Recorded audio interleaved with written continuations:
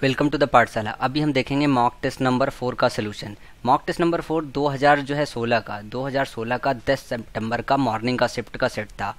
जिन लोगों ने अभी तक ये ग्रुप ज्वाइन नहीं किया है वो ये ग्रुप ज्वाइन कर ले। ये मेरा व्हाट्सअप नंबर है, आप अपने क्वेरीज भेजते रहिए। मैं जल्दी ही आप लोगों की सारी क्वेरीज एक वीडियो में डिस्कस करने वाला हूँ, क्योंकि क्वेरीज काफ़ी बढ़ गई है। और कुछ और आशीष सर ने कुछ क्वेश्चन बोला है, कुछ स्टूडेंट ने जो है मुझे रेफ़र किया कि ये क्वेश्चन मैं सॉल्व करूँ। मैंने क्वेश्चन देखा नहीं है, पर मैं उन क्वेश्चन को देख के अगली वीडियो में जो है मैं सॉल्व करने की कोशिश करूंगा कि अगर आपको कोई डाउट्स मन में रह गए तो मैं उसको क्लियर कर दूं। जिन लोगों ने अभी तक चैनल सब्सक्राइब नहीं किया है वो चैनल सब्सक्राइब कीजिए और इसको स्प्रेड कीजिए जितने ज़्यादा से ज़्यादा लोगों तक हो सके, ताकि हमारा जो कंपटीशन और हेल्दी हो सके। चलिए बात करते हैं आज के सोल्यूशन की। तो ये हमारा जो है सोल्यूशन है, ये ऑप्शन चेक कर लीजिए। और अगर ऑप्शन में आपको लगे कोई गड़बड़ी है तो मैं अभी सोल्यूशन दे रहा हूँ, तो इस सोल्यूशन को फॉलो कीजिएगा, ऑप्शन को नहीं, क्योंकि ऑप्शन कभी कभी क्या होता है टाइप करने में ऊपर नीचे हो जाता है। सबसे पहले क्वेश्चन नंबर 76 देखेंगे। फॉर स्वीयर का मतलब होता है शपथ लेके त्याग देना। क्या करना? शपथ पूर्वक त्याग देना, पूर्वक कोई चीज़ त्याग देना। अब आपको ऑप्शन ढूंढना है त्याग देना किसका मतलब होता है। फॉर सेक का मतलब होता है त्याग देना, तो ये आपका ऑप्शन होगा। अब्यूज़ का मतलब होता है किसी को गाली वगैरह देना। ओथ का मतलब होता है कसम खाना। स्वेयर का भी मतलब होता है कसम खाना।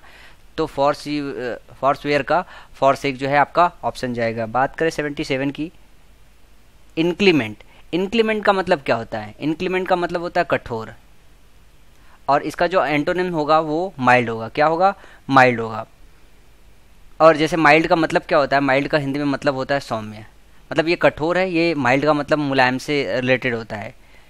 रेडिकल का मतलब क्या होता है? एक और डाउट होगा, ये वर्ड है थोड़ा सा, उग्र। रेडिकल का मतलब होता है कि उग्र।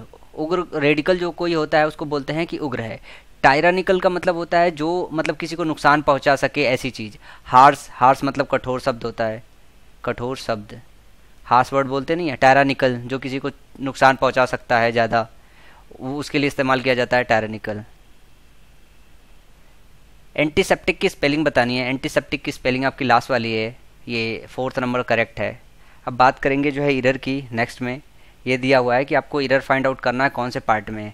ये बेसिकली जो है आपको जो इरर मिलेगा वो एग्जेक्टिव के चैप्टर में मिलेगा। तो जो पुराने स्टूडेंट हैं उनको मैंने ये पढ़ाया हुआ है, उम्मीद है कि वो कर लिए होंगे। जैसे यहाँ पे दिया हुआ है, जैसे पढ़े से पढ़ लीजिए। The doctor says that the patients will recover in few days. In few days नहीं होता, इन ए फ्यू डेज होता है। देखो यहाँ पे फ्यू, ए फ्यू और द फ्यू होता है। द फ्यू होता है। जो फ्यू होता है, फ्यू का मतलब होता है कि कुछ नहीं, मतलब कुछ है ही नहीं है, बिल्कुल ना के बराबर। ए फ्यू का मतलब होता है कि कुछ, क्या होता है? कुछ। तो यहाँ पे एक सेंस है कि कुछ दिनों में ठीक हो जाएगा। और द फ्यू का मतलब होता है कि जैसे हमारे पास थोड़ी सी चीज़ है वो पूरा का पूरा, थोड़ी है पर पूरा का पूरा। तो फ्यू, ए फ्यू और द फ्यू में इतना डिफरेंस होता है। तो सिंपली फ्यू लगाने से क्या होगा? फ्यू का मतलब ये निकल जाएगा कि ना के बराबर। क्या? ना के बराबर दिन में। लेकिन यहाँ पे होना कि ए फ्यू मतलब कुछ दिनों में ठीक हो जाएगा पेशेंट, डॉक्टर का कहना ऐसा है। तो यहाँ पे इरर जो है पार्ट आपके सी में है, तो ऑप्शन नंबर 3 इसका जाएगा। अब बात करें नेक्स्ट क्वेश्चन की। क्वेश्चन नंबर 80, ये देखिए मैं ऑलरेडी बता चुका हूँ, कोप अप नहीं होता है, कोप अप विथ, ये अप नहीं लगेगा, कोप विथ होता है। एक और जगह टाइपिंग में एरर हो गई थी, तो कमेंट में बहुत सारे लड़कों ने बोला कि सर आपने कोप विथ बताया था, यहाँ कोप अप हो गया। तो जब आपको पता है मैंने कोप विथ बताया है और कोप अप कहीं गलती से टाइपिंग में हो गई है, तो आप उसको रिकंसिडर कर लीजिए, क्योंकि कोप विथ होता है, कोप अप नहीं होता है। तो I do not think that I can cope with this problem. 81, the mother yearns for her only child. यहाँ पे बस आपको देखना क्या है कि ये जो वर्ड है जब भी इस तरीके का आए, यार्न्स फॉर मतलब होता है कीन डिजायर। क्या होता है? कीन डिजायर मतलब तीव्र इच्छा। तो the mother yearns for her only child, तो यहाँ पे कहीं द मदर में तो कोई गलती हो नहीं सकती। यार्न्स फॉर सही है, वर्ड रखा गया है, इसका मतलब वो कीन डिजायर और तीव्र इच्छा होती है हर ओनली चाइल्ड कि अपने एक इकलौते बच्चे के लिए। देन इसमें से कोई एरर नहीं है, इसका डी पार्ट जाएगा। बात करें 82 की। अब क्या है? ये फिल इन द ब्लैंक भरना है। Since last year his condition has been, देख रहे हैं सिंस यूज किया है और हैज़ बीन लिखा हुआ है, तो ये आपका अभी मैंने बताया है परफेक्ट कॉन्टिन्यूअस। क्या है? परफेक्ट कॉन्टिन्यूअस, और वो भी कैसा? Present perfect continuous. तो प्रेजेंट परफेक्ट कॉन्टिन्यूअस टेंस में आपको देखो, एक तो ऑप्शन ऐसा दिया है कि बहुत ईजी है। ऑप्शन अगर कंफ्यूजिंग दिया होता तो थोड़ा सा वो हो सकता था। डिटेरियोरेटिंग, एक ही आईएनजी वाला फॉर्म ही दिया है, तो ये यहाँ पे पुट करो। इससे ज़्यादा इजी क्वेश्चन कोई हो ही नहीं सकता, क्योंकि आपको ये तो पता होना चाहिए कि जो परफेक्ट कॉन्टिन्यूअस टेंस होता है उसमें वर्ब की आईएनजी फॉर्म लगाते हैं। तो डिटेरियोरेट सिंगल नहीं, डिटेरियोरेट का मतलब होता है कि जो मतलब क्या होती है, कोई चीज़ छीड़ हो रही होती, खत्म हो रही होती धीरे धीरे। तो यहाँ पे सिर्फ सेकंड ऑप्शन जाएगा, इसमें कुछ चेक करने की जरूरत ही नहीं है। जैसे मैं आपको बताता रहता हूँ कि कीवर्ड पकड़िए, तो सिर्फ देख रहे हैं कि सारा का सारा जो एसएससी का एग्जाम होता है वो कीवर्ड पे बेस्ड होता है। मोस्ट चिल्ड्रन रिमेन, अब यहाँ से थोड़ा सा प्रीपोजिशन का आपको सेंस लगाना है। जैसे होता है क्या, स्कूल के लिए हम इस्तेमाल करते हैं, कोई चीज़ स्कूल में है तो हम इनका इस्तेमाल करते हैं, लेकिन यहाँ पे थोड़ा सा सेंस अलग है। Most children remain school between the age of 7 and 10। अब वो एक बात कह रहा है कि एक ऐसा समय जब बच्चे 7 से जो है 10 साल के भीतर में होते हैं तो स्कूल में होते हैं, लेकिन यहाँ पे स्कूल में होने के लिए एट का इस्तेमाल किया जाएगा, इनका इस्तेमाल नहीं किया जाएगा। किसका? इनका मतलब होता है किसी चीज़ के अंदर होना, लेकिन 7 और 10 के एज के समय बात किया जा रहा है कि वो स्कूल में होते हैं, तो इसलिए यहाँ पे एट का इस्तेमाल किया जाएगा, इनका नहीं। इनका अंदर होने के सेंस में होता है, तो सेंटेंस पूरी तरीके से पढ़ेंगे तो यहाँ स्कूल के अंदर होने के सेंस में इस्तेमाल नहीं किया गया है, यहाँ स्कूल में पढ़ने जाते हैं वो सेंस इस्तेमाल किया गया है, इसलिए यहाँ पे एट का इस्तेमाल होगा। क्योंकि अंडर और इनसाइड में आप कंफ्यूज नहीं होंगे, इन और एट में कंफ्यूज हो सकते हैं। तो इन होता है किसी पर्टिकुलर चीज़ के अंदर होना, और एट जो होता है वो होता है कि किसी के जैसे पास होना, समीप होना एक तरीके से। तो 7 और 10 के एज में बच्चे जो है स्कूल में रहते हैं, स्कूल के पास रहते हैं, जरूरी नहीं है जो है कि हमेशा वो स्कूल के अंदर है। मतलब यहाँ पे आप सेंस समझने की कोशिश कीजिए कि वो इन होने की बात नहीं कर रहा है, स्कूल में पढ़ने जाते हैं, इस तरीके की बातचीत हो रही है, इसलिए यहाँ पे एट लगेगा, इन नहीं लगेगा। क्वेश्चन नंबर 84 है, the quack also mud slide on the outskirt of the city. Option है tempered, tampered, erupted and triggered. चारों को पहले मतलब समझ लीजिए। देखो टेम्पर्ड होता है वो होता है छेड़छाड़ करना, क्या करना? छेड़छाड़ करना। और ये टेम्पर्ड होता है जैसे हम बोलते हैं ना टेम्पर्ड ग्लास, तो एक तरीके का स्पेसिफिकेशन होता है कि किसी चीज़ में किसी तरीके का वेरी कर दिया जाए तो उस तरीके का एक स्पेसिफिकेशन होता है टेम्पर्ड, TEMPERED। इरप्टेड, इरप्टेड का मतलब होता है जैसे ज्वालामुखी देखा है आपने, तो इसका शुद्ध हिंदी मतलब होता है उद्गार। क्या होता है? उद्गार, मतलब किसी होल वगैरह से कुछ चीज़ निकलना बहुत तेज़ी से, वो बोलते हैं इरप्शन। और ट्रिगर्ड का मतलब क्या होता है? स्टार्ट करना। ठीक है, कोई एक चीज़ है उसकी वजह से कोई दूसरी चीज़ स्टार्ट हो रही है तो ट्रिगर्ड बोलते हैं।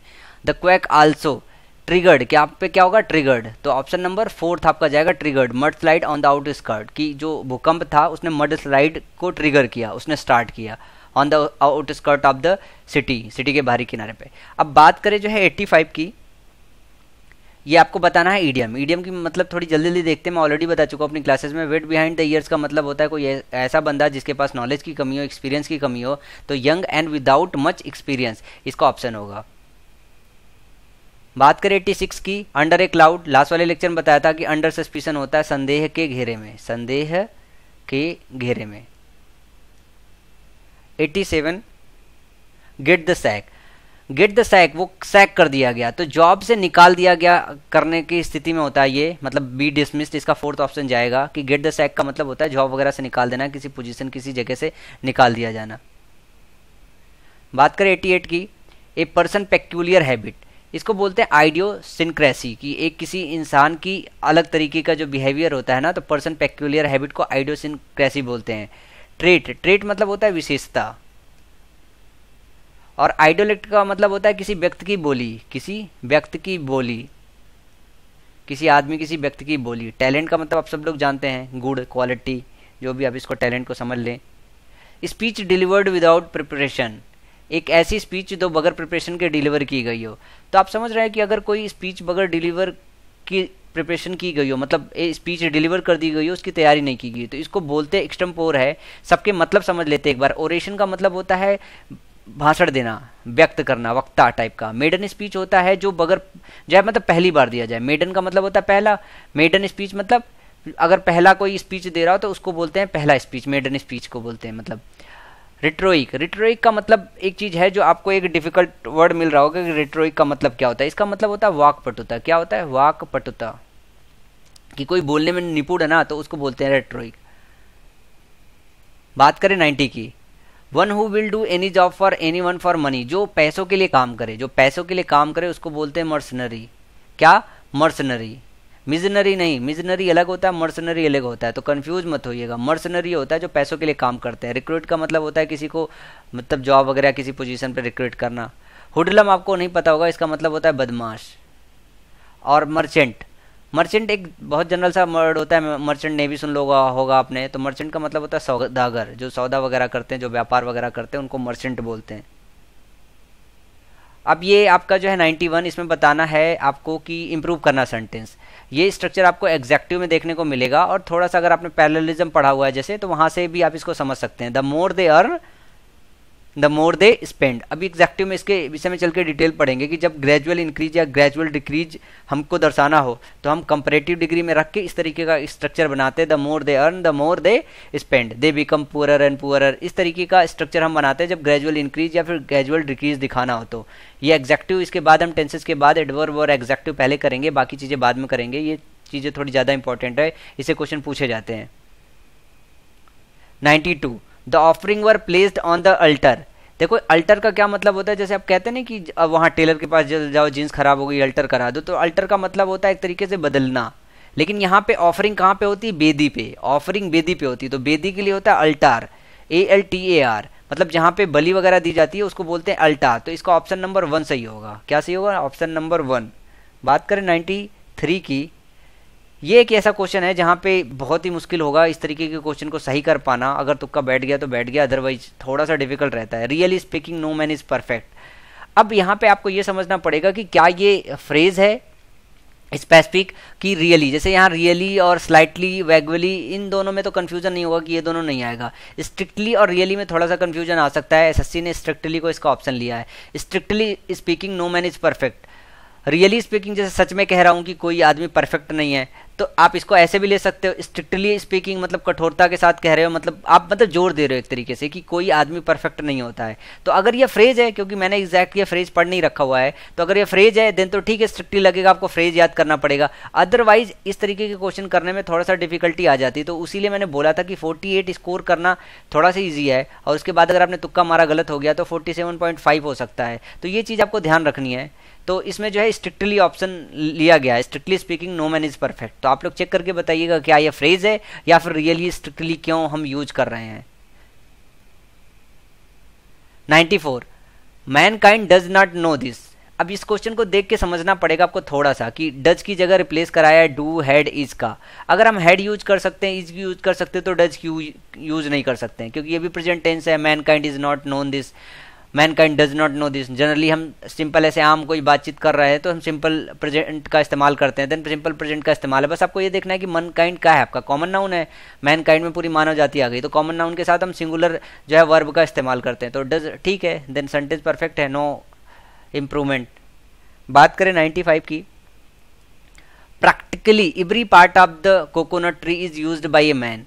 अब यहाँ पे आपको ये समझना है, जैसे कि आप कंफ्यूज हो सकते हैं कि इवरी लगाए या फिर ईच लगाए, तो इवरी पार्ट और ईच पार्ट का लगभग सेम मतलब निकलता है। तो प्रैक्टिकली इवरी पार्ट लिखो आप या ईच पार्ट, तो सेंटेंस का मीनिंग स्लाइटली बदलेगा। लेकिन ये जो सेंटेंस लिखा है क्या ये गलत है? नहीं, गलत नहीं है। तो ईच लगाओ या इवरी लगाओ कोई फर्क नहीं पड़ता। मोस्ट पार्ट तो हम लिखते नहीं है, तो एनी पार्ट में कंफ्यूज हो सकते हो कि एनी पार्ट अच्छा लगा दे, तो चाहे ईच लगाओ चाहे एनी लगाओ, सेंटेंस की मीनिंग स्लाइटली बदल जाएगी। पर क्या सेंटेंस मतलब ऐसा तो नहीं है कि जो लिखा हुआ है वो गलत है, तो इसका भी डी पार्ट जाएगा। क्या जाएगा? डी पार्ट जाएगा। अब बात करें पैसेज की। आज मैंने पैसेज को सॉल्व नहीं करना है मेरे को, मैं आपको सिर्फ यहाँ पे जैसे मैं बोलता हूँ ना कि टाइप 1 जाता है, तो बस मैं ये दिखाने की कोशिश कर रहा हूँ टाइप 1 कैसे जाता है। देखिए मैंने 5 वर्ड हाईलाइट किए हैं। अब आप जो है क्वेश्चन जो आपके 5 है उसको पढ़िए और वापस से इसी पैराग्राफ को यहीं पे पढ़िए सीक्वेंस से, आपको यहीं सोल्यूशन मिल जाएगा।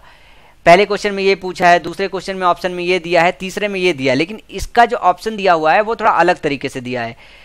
जैसे क्या होता है कि जब हम दोनों हाथ का इस्तेमाल करते हैं, जो बंदा दोनों हाथ का इस्तेमाल करता है वो होता है एम्बीडेक्स्ट्रस। तो ऑप्शन में एम्बीडेक्स्ट्रस दिया हुआ है, तो अगर 1 वर्ड आपको पता है तब ये वाला क्वेश्चन कर पाएंगे, अदरवाइज फिर आप ढूंढते रह जाएंगे।